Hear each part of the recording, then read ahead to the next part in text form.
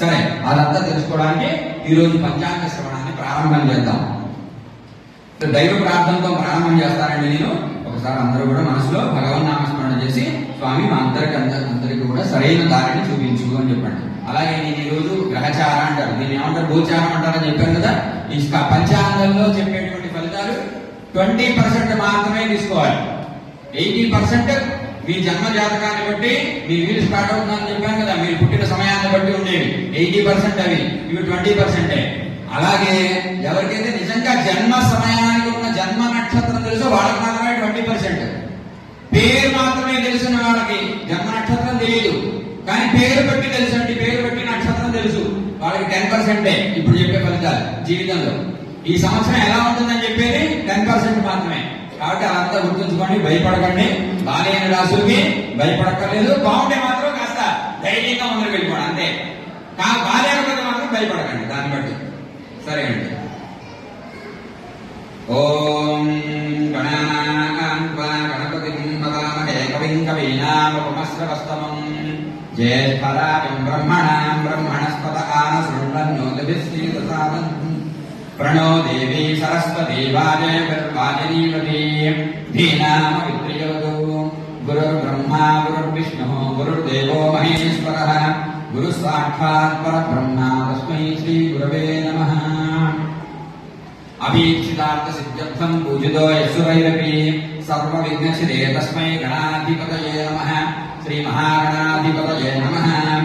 సిద్ధాంతముపనిషదం శుద్ధాంతం పరమేష్ఠినః వీణాధరం కించిత్ చోణాధరం పాస్మహే. శ్రీ మహాసరస్వత్యై నమః. సదాశివసమారంభాం వ్యాస శంకర మధ్యమాం అస్మదాచార్య పర్యంతాం వందే గురు పరంపరాం. శివాయ గురవే నమః. చక్షుషే జగతాం కర్మ సాక్షిణే దేశసాన్నిధే మూర్తిత్రయ స్వరూపాయ మార్తాండాయ నమో నమః. శ్రీ సూర్యనారాయణ పరబ్రహ్మణే నమః. సర్వమంగళ మాంగళ్యే శివే సర్వార్థసాధికే శరణ్యే త్రయంబకే దేవి నారాయణి నమోస్తుతే. శ్రీమాత్రే నమః. ఆదిత్యాయ చ సోమాయ మంగళాయ బుధాయ చ గురు శుక్ర శనిభ్యశ్చ రాహవే కేతవే నమః. ఆదిత్యాది నవగ్రహ దేవతాభ్యో నమః. అశ్వత్థామా బలిర్వ్యాసో హనుమాం చ విభీషణః కృపః పరశురామశ్చ సప్తైతే చిరంజీవినః. సప్తైతాన్ స్వరే నిత్యం మార్కండేయాముఖాస్తమః. జీవేద్వర్షశతం సోపి సర్వవ్యాధి వివర్జితః. సప్త చిరంజీవినే నమః. శ్రీ గురుభ్యో నమః. హరి ఓం. ఒక్కసారి ఈ సప్త చిరంజీవుల ప్రార్థన మీరు కూడా చేయండి స్వామి. చూడండి, పిల్లలు పుట్టగానే ఏం చేస్తారో తెలుసా, పాత గుడ్డ తీసుకొచ్చి నాయనమ్మ మొత్తమ్మ వాడిని గుడ్డ తీసుకొచ్చి పాత చాటలో, కొత్త చాట పెట్టుకోవడం లేదు, గుర్తు పెట్టుకోండి. పాత చాటలో పాత ఉతికిన చీర, బాగా వాడేసిన చీర తీసుకొచ్చి పరిచి పుట్టగానే వాడిని గొడ్డుగోయిగా మొదట దీని మీద పడుకోబెట్టాలి. నిజానికి అయితే అలా చేస్తుంటారు. పోయి స్నానం చేయించిన తర్వాత వాడి ఇంటికి తీసుకొచ్చిన తర్వాత దీని మీద పడుకోబెట్టుకుంటారు. అలా పడుకోబెట్టడం వల్ల ఏమొస్తుంది అంటే ఆయుష్. ఇంట్లో ఉన్నటువంటి రోగాలు తీసి అవసరం పడేశారు. మీ ఇంట్లో చాలా పోషులు బాగా టైల్స్ తో కట్టున్నారు కదా, రాయి కింద పెడితే దెబ్బతగుతుందని తీసేశారు కదా, వాడి ఇంట్లో ఆయుష్ నిలవదు, తీసేయకూడదు. రోగాలు పత్రం అని ఉండేది, ఎప్పుడు పూజ జరిగినా మరి సన్నికలు దొరుకుతూ ఉంటారు కదా, అది ఎప్పటికీ ఉండాల్సిందే. అది ఉన్నట్టుగా మీకు ఆయుష్. ఎందుకంటే ఆ రాయి ఎక్కి ఎప్పటికీ పగిలిపోదు కదా, చాలా ఆయుష్. తాత ముత్తాత నుంచి వచ్చింది కూడా ఉంటాయి కొంతమంది ఇళ్లలో. కాబట్టి రాయి ఉండాలి. అలాగే చేట, అలాగే బుట్ట లాంటిది, వెదురు బుట్ట. గౌరీ మంగళపదం, గౌరీదేవికి చాలా ప్రీతికరం వెదురు బుట్ట. వెదురు బుట్ట కూడా ఉంటే చాలా పాతదైనా దానికి ఆ కాగితం గుంజులు అది రాసుకుని ఉంచుకుంటూ ఉంటారు. దాంట్లో ఇప్పటికీ ధాన్యం ఇంట్లో దేవుడి దగ్గర పెట్టుకుంటూ ఉంటారు. అలా ఉంచితే చాలా మంచిది. అలాగే ఇంట్లో కొన్ని పాత వస్తువులు పడేయకూడదండి. ఆ పాత వస్తువులు మీకు ఆయుష్ ఇస్తుంటాయి. మగచెంపు ఒకటి, దేవత దగ్గర వాడే కలసం కానీ ఏదైనా కావచ్చు. నిజానికి కలసం దానం చేసేయాలి, పూజల్లో వాడకూడదు. అక్కడ వాడే కలసం కాదు, ఇంట్లో పూజ కోసం అని పెట్టుకున్న రాగి చెంబు లాంటిది ఏదైనా ఉంటుంది కదా. రాగి చాలా శ్రేష్టం. వెండి అంటే బంగారం శ్రేష్టమే కానీ వెండి అంత కాదండి, రాగి మాత్రమే శ్రేష్టం. రాగి పదార్థాలే దేవతార్చన చాలా విశేషమైనటువంటివి. సరేనండి. కాబట్టి ఇప్పుడు అంత పాత వాళ్ళైనటువంటి పెద్దవాళ్ళని మనం ఒకసారి స్మరించామనుకోండి, ఇప్పటిదాకా కూడా ఉన్నారు అని చెప్తూ ఉంటారు. వీళ్ళందరూ అనేక రూపాల్లో తిరుగుతున్నారు చెప్తాం. చెప్పండి. అశ్వత్థామ. ఈ రోజు చదివితే చాలా, ఈ రోజు స్నానం చేస్తే ఈ సంవత్సరం అంతా ఆయుష్ ఉన్నటువంటి గండాలన్నీ తొలగిపోతాయని చెప్తారు పెద్దలందరూ కూడా. ఈ రోజు చేయాల్సిన పనుల్లో ఇది కూడా ఒకటి. కాబట్టి చెప్పండి. అశ్వత్థామ, బలి, వ్యాసో, హనుమాంచ, విభీషణ, కృప, పరశురామశ్చ, సప్తైతే చిరంజీవినః సప్తైతాన్ స్మరే నిత్యం మార్కండేయం అభ అష్టమః జీవేత్ వర్షశతం సోపి సర్వవ్యాధి వివర్జితః. వీళ్ళ యొక్క నామస్మరణ రాత్రి పడుకునే ముందర పొద్దున లేవగానే చేయడం చాలా ఉత్తమం అండి. వాళ్ళని తలుచుకుంటేనే ఆ రోజంతా ఆయుష్ప్రదంగా ఉంటుంది, రోగ బాధలు లేకుండా చక్కగా జీవించగలుగుతారట. ఇవాళ ఉగాది నాడు స్మరించడం చాలా విశేషం అని చెప్తారు వాళ్ళు. సరే అండి. శ్రీ విశ్వావసనామ సంవత్సర నూతన యుగాది శుభాకాంక్షలు. జనులందరూ కూడా సత్కర్మాసక్తులై తద్వారా దైవానుగ్రహాన్ని పొందుతూ సుఖ సంతోషాలతో వర్ధిల్లాలని మనస్ఫూర్తిగా భగవంతుని ప్రార్థన చేస్తూ ఈ పంచాంగ శ్రవణాన్ని ప్రారంభం చేస్తున్నాను. ఎక్కువ సమయం తీసుకొని ఇక్కడి నుంచి కరెక్ట్ గా గంట సమయంలో పూర్తి చేసేటువంటి ప్రయత్నం చేస్తాను. పంచాంగ శ్రవణ ఫలం. పంచాంగం అసలు ఎందుకు వినాలి, వింటే ఏంటి ఫలితం అంటే, ధర్మో విశ్వస్య జగత ప్రతిష్ఠ ప్రతిష్ఠ అని చెప్తారు. ధర్మం అట ఈ విశ్వాన్ని, విశ్వం అంతా కూడా ధర్మం మీద ఆధారమే నడుస్తుందట. విశ్వం అంతా ఎలా నడుస్తుంది? ధర్మం మీద. ఏంటంటే ధర్మం ఏంటండి? ధర్మం ఈ రోజు రచించింది కదా, విశ్వం ఎప్పటి నుంచో ఉన్నది కదా. మరి ఆ విశ్వం ఇప్పుడు ధర్మం మీద ఎలా నడుస్తుంది అంటే, ధర్మం అంటే ఏంటో తెలుసుకోవాలి ముందర. ధర్మం ఇప్పుడు పుట్టింది కాదు, ఎప్పుడో ఉన్నది కాదు, అప్పటి నుంచి ఉంది, ఇప్పుడు ఉంది, తర్వాత కాలంలో కూడా ఉంటుందండి. ఏంటి అది? ధర్మము. ధర్మం అంటే ఏంటి? ధర్మం అంటే ఎవరు ఎందుకోసం పుట్టారో, ఏ స్థితిలో పుట్టారో ఆ స్థితిని కొనసాగించడమే ధర్మం. తండ్రికి కొన్ని ధర్మాలు ఉంటాయి, పురోహితుడికి కొన్ని ధర్మాలు ఉంటాయి. అలాగే విశ్వానికి కూడా ధర్మం ఉంది. విశ్వంలో గ్రహాలన్నీ కూడా చలిస్తున్నాయి కదా. గ్రహం సూర్యుడు ఉన్నాడు, సూర్యుడి కేంద్రకంగా మిగతా సప్త గ్రహాలు అలాగే ఈ భూమితో సహా చలిస్తూ ఉన్నాయి కదా. అవి చలించడం వల్లే కదా కాలం ఏర్పడుతుంది. సూర్యోదయం వస్తుందా, సూర్యుడు అస్తమిస్తున్నాడా? ఒకరోజు అస్తమించిన సూర్యుడు తెల్లారు రాలేదనుకోండి, ఏంటి మన జీవితం? సూర్యుడు రాకపోతే ఆ రోజు దుర్దినం అని చెప్పి పిలిచేవాళ్ళు, భోజనం చేసేవాళ్ళు కాదు ఇదివరకు పెద్దలు. రాకపోవడం అంటే వచ్చేవాడు కానీ మేఘాల వలన కనిపించేవాడు కాదు. పూర్వకాలంలో బాగా ఉద్రైనటువంటి వాడు చెప్తారు, దుర్దినం రోజు భోజనం చేయకూడదు, సూర్యుడు కనిపించకపోతే భోజనం చేయకూడదు. కాబట్టి ఆ ధర్మం అంతా కూడా గ్రహాలు చేస్తున్నాయి కాబట్టి మనకి కాలం వచ్చింది, కాలం ఏర్పడుతోంది. గ్రహ చలనాదుల వలన ఏర్పడేదే కాలము అంటారు. ఆ కాలం ప్రభావంగా అందుకే ఈ విశ్వం అంతా కూడా ధర్మం మీద ఆధారపడి శ్వాసిస్తూ ఉంటా. శ్వాస తీసుకుంటూ వదులుతోందట. మనం ఎట్లాగైతే ప్రాణంతో ఉన్నామో విశ్వం అంతా ప్రాణంతో ఉండడానికి కారణం ఏంటంటే అంటే ఒక్క ధర్మమే. నీరు పల్లానికే పయనిస్తుంది, అలాగే వృక్షాలు పైకే ఊర్ధముఖంగానే ఎదుగుతూ ఉంటాయి. మనిషి మానవత్వంతోనే జీవించాలి మనిషి అన్నటువంటి వాడు. కాబట్టి ఈ ధర్మాన్ని ఆచరించాలంటే మరి ఏంటి మూలం? ఎవరి ధర్మం ఏంటో ఎలా తెలుస్తుంది అంటే వేదమే దీనికి మూలమైంది అని చెప్తున్నారు. వేదాన్ని ఆధారంగా చేసుకుని ఈ ధర్మాన్ని ఆచరించాలట. మరి వేదాన్ని ఆచరించి వేదంలో చెప్పబడినటువంటి కర్మను ఆచరించాలంటే ఏంటి అంటే కాలం చాలా ముఖ్యమే. వేదం ప్రకారం జీవించాలంటే వేదం మొట్టమొదటి స్థానం దేనికిచ్చింది అంటే కాలానికి. నువ్వు ఇష్టం వచ్చిన చేస్తానంటే కాదు. ఇందాక సప్త చిరంజీవుల్ని ఈ రోజు ఏం స్మరించాలన్నాను? కాలం. ఈ రోజు ఉగాది అనే పర్వదినం కాబట్టి ఈ రోజు చెయ్యాలి సప్త చిరంజీవుల్ని. కాబట్టి కాలాన్ని అనుసరించి ఒక్కొక్క మహాశివరాత్రి నాడు శివుడికి అభిషేకం చేయాలి, గురు పూర్ణిమ నాడు స్వామిని అర్చించాలి. ఇలా కాలానికి చాలా ప్రాముఖ్యతనిచ్చింది. ఏ రోజు ఏది చెయ్యాలో తెలుసుకుని ఆచరించాలి. అలా తెలుసుకోవడానికి చాలా లోతైన విషయాలు ధర్మశాస్త్ర గ్రంథాలు ఇవన్నీ ఉన్నాయి.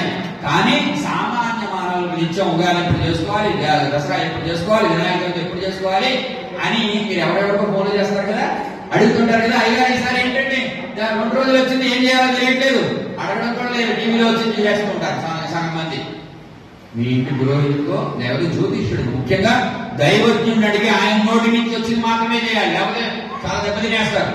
ఎందుకంటే కాలం చాలా ముఖ్యం. తర్పణాలు వదులుతారు కొన్ని రోజుల్లో, ఏ రోజు రాదో తెలియకుండా ఇష్టం వచ్చిన రోజులు చేస్తే అలా చేస్తే అసలు కాలానికి కావాల్సిన ఫలితం రాదు, వృధా అయిపోతుంది. ఆ రోజు దసరాంతం చేయగలుగుతారు. అందుకే మీ ఇంటి పురోహితుడికి చాలా ప్రాధాన్యం ఇవ్వాలి.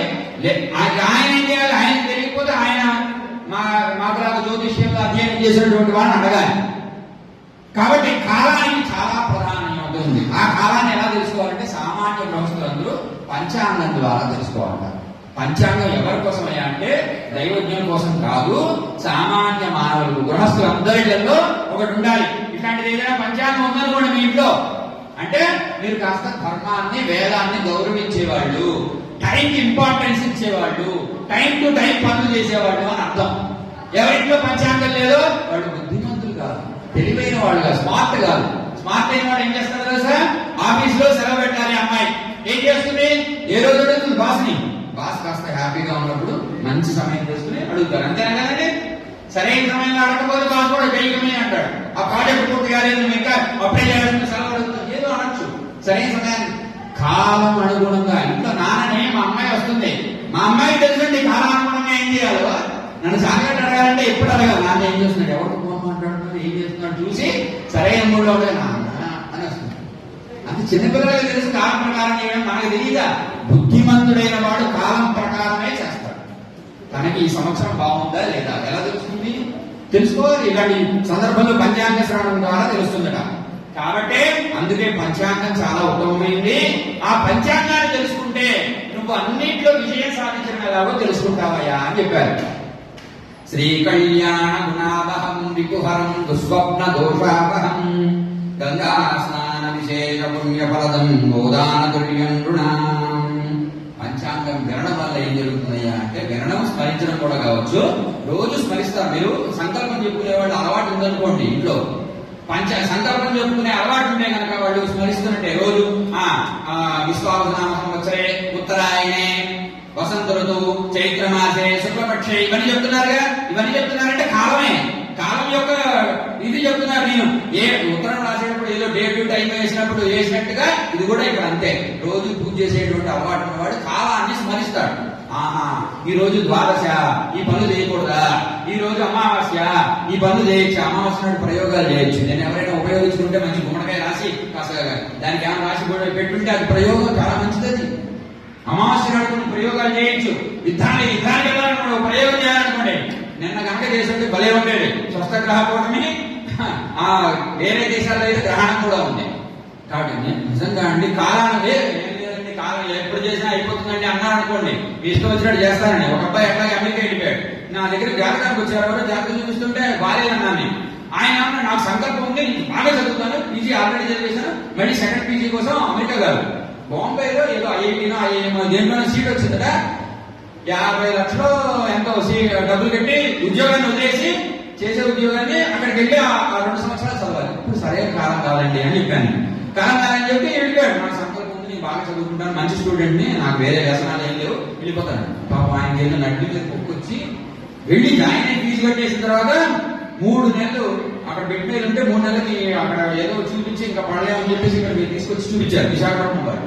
చూపించిన 6 నెలలు తగ్గింది. తగ్గి లేచి నడవగానే వారం రోజుల్లో నాకే ఫోన్ చేశారు. ఫస్ట్ చేసి అయ్యారు మీరు ఏదో చెప్పాక నేను వెళ్ళలేదు, సరైన కాలం కాదని చెప్పాక నేనేం నాకు సంకల్పం ఉంది, ఏదైనా చేస్తానని వెళ్ళిపోయాను, ఇట్లా అయిపోయింది, ఇప్పుడేం చేయమంటారు? ఇప్పుడు మీరు జాయిన్ అవ్వమంటే జాయిన్ అవుతాను, లేదంటే ఉద్యోగం అంటే ఉద్యోగం. ఆయన ఇప్పుడు ఉద్యోగంలో జాయిన్ అవ్వు, నీకు అంత బాగానే ఉంది, ఏం జరగదు, ఉద్యోగానికి వెళ్ళిపోదు అని చెప్తే 2 నెలల్లో ఉద్యోగం వచ్చేసింది అబ్బాయికి. మళ్ళీ ఉద్యోగంలో జాయిన్ అయ్యాడు, పెళ్లి చేస్తున్నాడు, ఇక్కడ మణికొండలు ఎదురు పెట్టుకున్నాడు. ఒక అమ్మాయి అంటే ఇంత అమ్మాయి ఉంటుంది, ఇప్పుడు బ్రహ్మాండంగా ఉన్నాడు. చూడండి, ఆ నడ్డి మీద పొక్కొచ్చి కాళ్ళు చేతులు ఆడలేదు. చూడండి, కాళ్ళు చేతులు లేపలేకపోయాడు, అవి పనిచేయలే. ఎందుకో ఏంటో తెలియదు.